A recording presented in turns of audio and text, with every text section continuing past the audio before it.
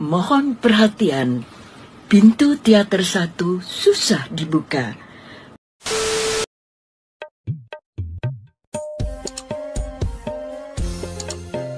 Halo semua, welcome back to my channel Satu Movie. Apa kabar? Semoga kalian sehat dan banyak rezekinya. Kembali saya hadir untuk menghibur kalian semua. Tapi sebelum kita melanjutkan, jangan lupa untuk salam perkenalannya, yaitu joget dulu dan subscribe. Ya. Oke teman-teman, film kita kali ini berjudul Rumble in the Bronx. Film yang rilis pada tahun 1995 ini bergenre drama, action, dan komedi. Film ini dibintangi oleh aktor dan aktris yang top seperti Jackie Chan, Anita Mui, Francois Yip, dan juga Mark Ackerstream. Nah, bagi kalian pecinta Jackie Chan, film ini adalah film pertamanya yang sangat booming di Hollywood. Ya, tidak berlama-lama lagi, langsung saja kita ikuti alur ceritanya. Let's go!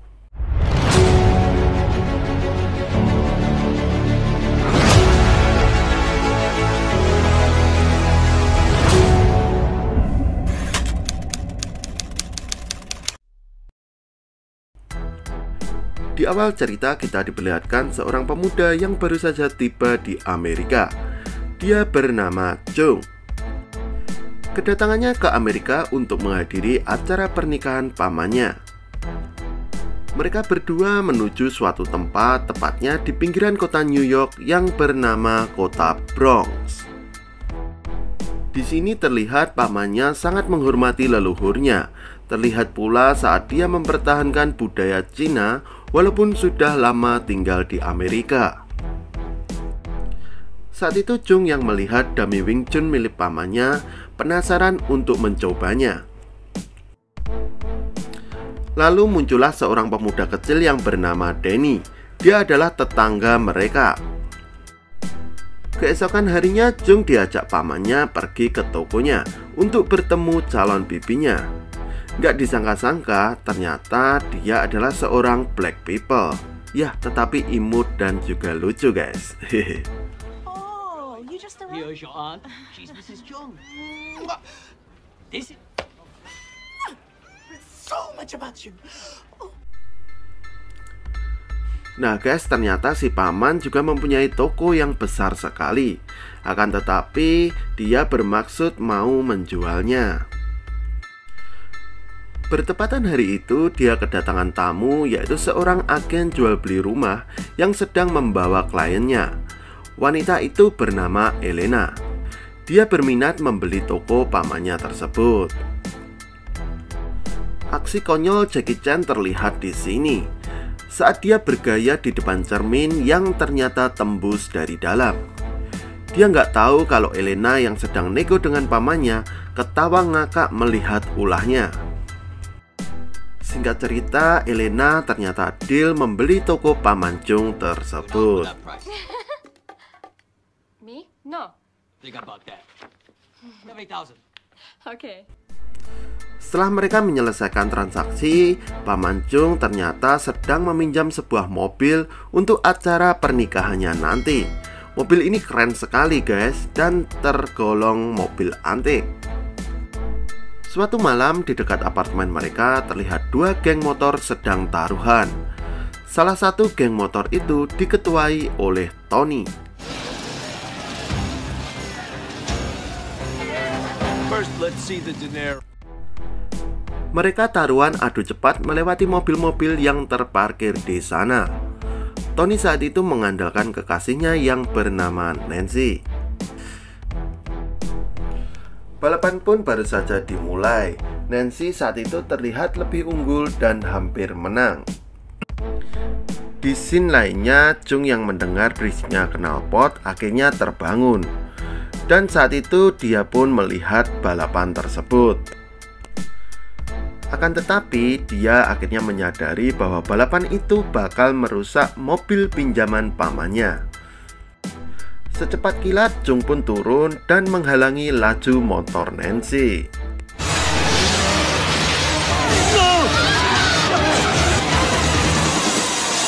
Singkat cerita, Nancy pun kalah. Tak berselang lama, datanglah beberapa polisi mengejar mereka semua. Tibalah hari pernikahan Paman Chung. Terlihat bibinya di sini pandai sekali bernyanyi. Banyak juga tamu yang datang, tak terkecuali Ellen dan juga Chung. Ellen di sini meminta Chung untuk membantunya mengawasi tokonya. Di hari pertama kerja Chung dan juga bos barunya, terlihat geng motor Tony datang ke toko mereka. Saat mereka berdua lagi ngobrol di ruangan kerja, mereka melihat salah satu dari mereka nyolong permen dan juga minum tanpa membayar. Lalu Elena memberanikan diri keluar untuk menegur mereka. Tentu saja mereka tidak takut kepadanya, bahkan mau menghajar Elena. Untung saja saat itu Chung datang tepat waktu dan terjadilah perkelahian seru di antara mereka. Chung ternyata juara kungfu di Hong Kong. Dia dengan mudahnya merobohkan mereka. Bahkan salah satu dari mereka dibuat patah hidungnya. Dia bernama Angelo.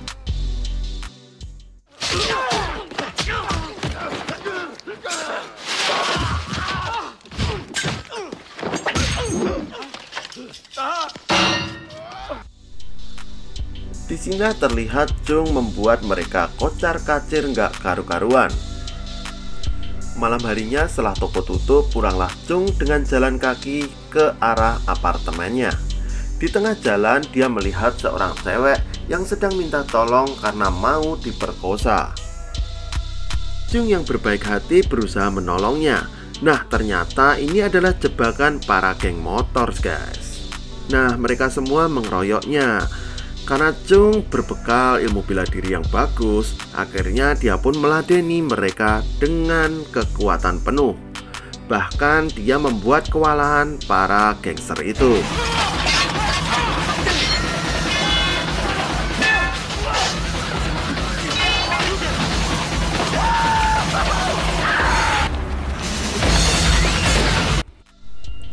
Setelah bertarung beberapa lama, Chung yang kelelahan mencoba lari, akan tetapi dia terpojok di sebuah gang buntu.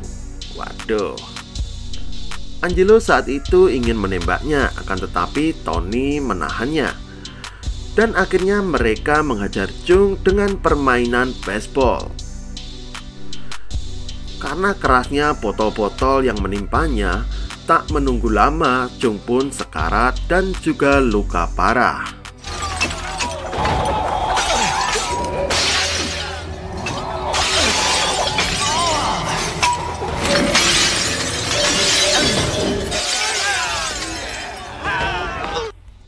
Lanjut guys, di tempat lain terlihat Danny sedang bermain game. Ternyata dia adalah adik Nancy. Nancy saat itu dikejutkan oleh seseorang yang mengerang kesakitan. Dan gak taunya itu adalah si Chung yang sedang meminta tolong sebelum dia pingsan. Keesokan harinya Chung tersadar dan kaget melihat semua lukanya sudah diobati oleh Nancy. Bahkan di sini disiapkan sarapan pagi untuknya. Waduh. Dia melanjutkan pergi untuk kembali bekerja. Di tengah jalan gak taunya Tony dan gerombolannya kembali mencegat dan mengejarnya. Adegan seru terlihat di sini guys.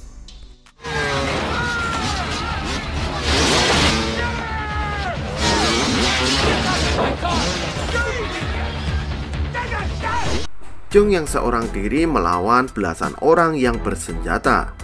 Di sini dia pun bergaya akrobatik dengan menaiki lantai demi lantai dengan tangan kosong. Waduh, mantap.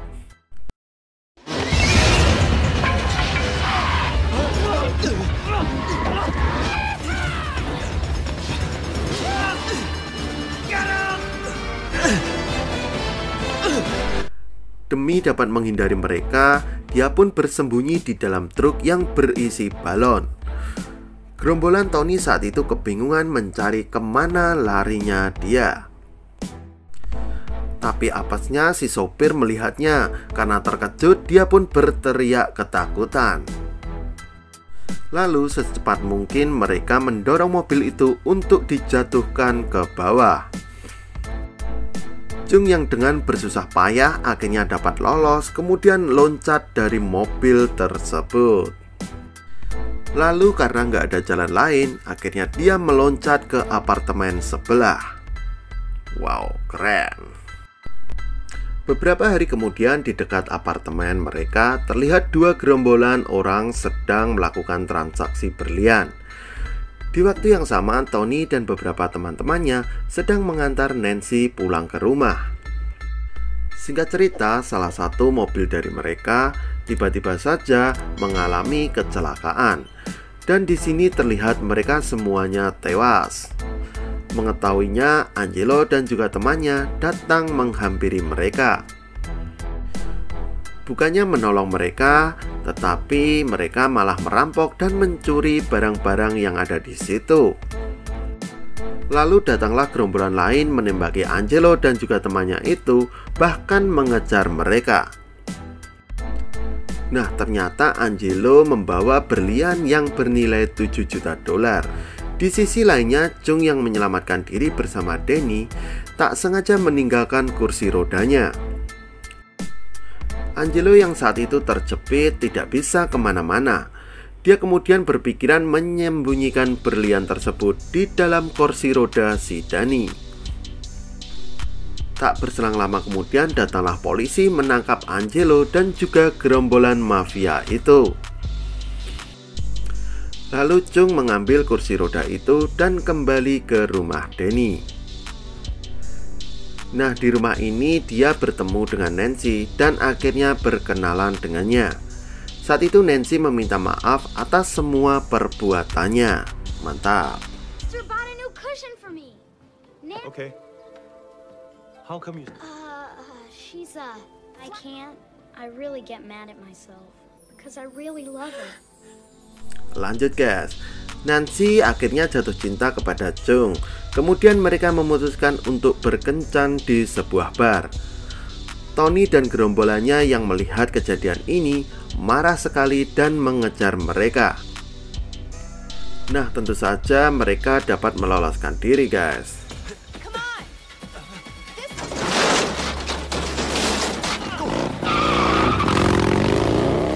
Keesokan paginya, Tony mengobrak-ngabrik toko Elena untuk mencari Jung.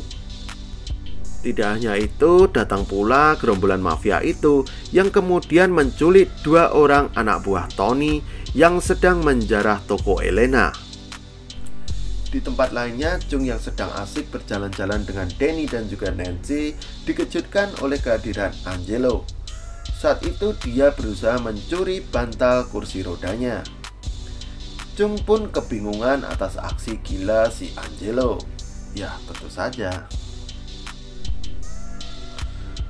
Lalu Jung kembali ke toko Elena. Dan di sana dia kaget setengah mati melihat tokonya amburadul nggak karu-karuan. Kemudian Jung meminta Nancy mengantarnya ke tempat Tony untuk membalaskan dendam Elena. Sampailah mereka di markas Tony CS. Saat Jung masuk ke dalam, Jung langsung ditodong pistol olehnya. Jung berkata kepadanya, kalau lo jantan, ayo tarung tangan kosong. Karena malu ada Nancy, Tony pun meladeni tantangan tersebut. Pertarungan berjalan seru, tapi lagi-lagi Jung bukan tandingan Tony. Lalu anak buahnya yang melihat kejadian itu langsung mengeroyok Jung. Ya, curang lagi lah.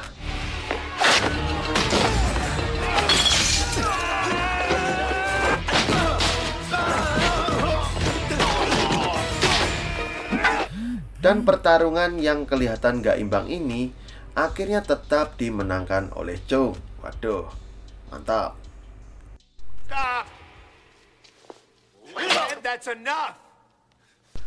Setelah perseteruan ini, mereka dikejutkan salah seorang teman mereka pulang dengan membawa sebuah karung yang berisi mayat. Ya, dia dibunuh oleh mafia tersebut guys. Lalu Jung, Tony, dan Nancy bersatu untuk mencari Angelo. Lalu Jung saat itu mengontak mafia bule itu. dan mengira mereka adalah FBI. Sesampainya di tempat itu, Angelo berteriak ketakutan melihat mereka. Tentu saja mafia itu menghajar mereka semua. Angelo yang ketakutan mengatakan kepada mereka bahwa berlian itu ada di kursi roda si Danny.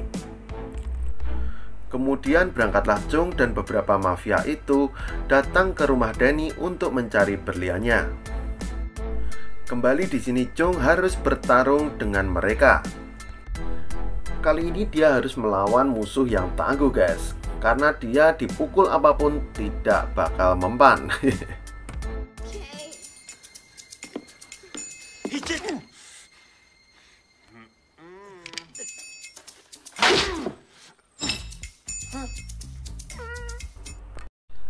Singkat cerita, dengan pertarungan sengit, akhirnya Chung dapat mengalahkan mereka.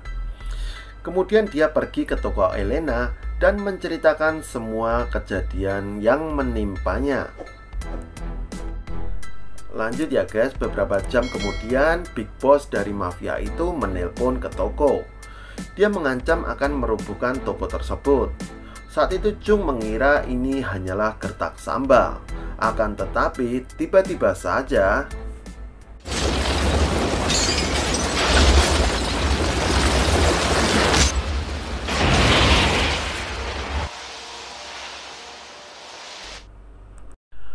toko Elena yang megah itu dalam sekejap rata dengan tanah. Lalu Big Boss menelponnya kembali dan mengancamnya dalam waktu 1 jam. Apabila tidak menyerahkan berliannya, maka semua temannya akan dibunuh. Lalu Chung tidak mempunyai jalan lain hanya dengan menghubungi polisi setempat. Dan kemudian mereka mengatur siasat untuk perang dengan mafia itu. Di sini diketahui pula bahwa para mafia ini sudah menjadi target kepolisian dalam beberapa waktu yang lalu. Sampailah Chung di tempat negosiasi. Saat itu dia berkata ingin bertemu dengan bos mereka. Tapi apes, dia menyebut nama bos tersebut dengan nama julukannya, yaitu White Tiger. Hal itu membuat mereka curiga, karena hanya pihak kepolisian yang tahu nama samaran itu. Lalu dia digiring ke tempat sepi dan digeledah. Singkat cerita, mereka menemukan alat penyadapnya. Big Boss berkata kepada mereka untuk membunuhnya dan tak menghiraukan lagi berlian-berlian itu. Waduh. Chung yang mendengar percakapan mereka langsung saja jantungan dan bergegas melarikan diri. Terjadilah kejar-kejaran di antara mereka. Sampai beberapa saat kemudian datanglah beberapa polisi mengepung tempat tersebut. Para mafia yang sudah terpojok kemudian lari menuju ke pelabuhan. Dan kemudian mereka melihat sebuah kapal karet yang besar sekali. Di sana mereka mengambil alih dan kemudian tancap gas untuk kabur. Chung yang sudah merasa geram terhadap mereka tak mau ambil pusing lagi. Dia langsung mengejar mereka dengan melalui jalan pintas. Dengan loncat ke sana kemari seperti monyet, sampai pada akhirnya dia berada di kapal tersebut. Wow, keren. Para mafia yang melihatnya mencoba menembakinya. Untung saja tembakan itu meleset. Akan tetapi Chung terjatuh ke dalam laut. Kali ini kakinya tertambat dan terikat oleh seutas tali dengan tidak sengaja. Ya, namanya Jackie Chan, segala sesuatu jadi mungkin. Ya, adegan seru terjadi di sini di mana dia bermain ski dengan kaki telanjang. Wow, keren.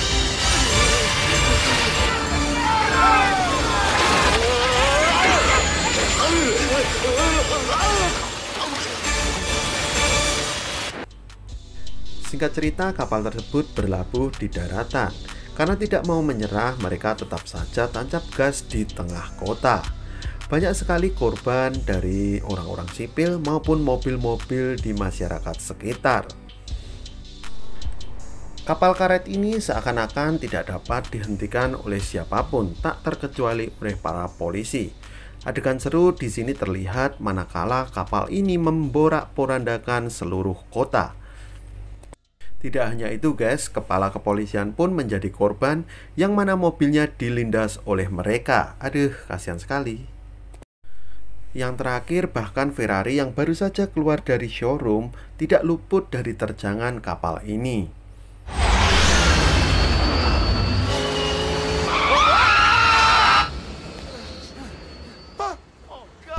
Lalu Chung yang saat itu melihat mobil Ferrari dan juga melihat sebuah golok mencoba keberuntungan dengan berusaha merobek ban kapal itu. Dengan ancang-ancang yang tepat dan kecepatan tinggi, dia melaju berhadapan dengan mereka. Lalu dengan pandainya dia mengoyak ban kapal itu.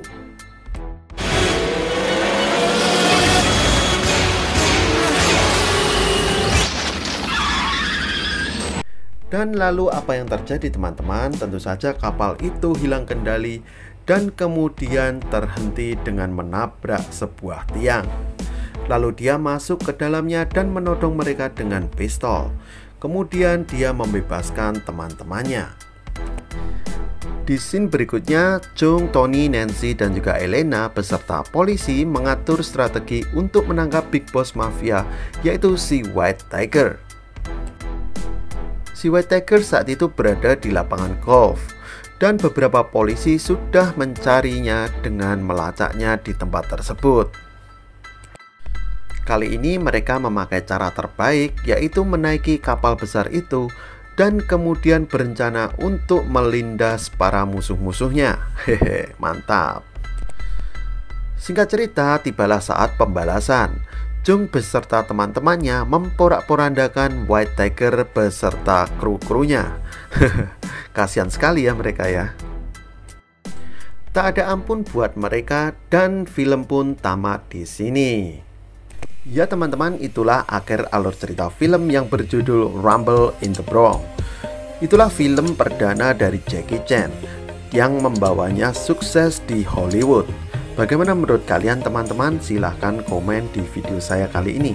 Jangan lupa untuk selalu komen, share, dan juga subscribe. Terima kasih teman-teman, sampai ketemu lagi di video selanjutnya. Bye-bye.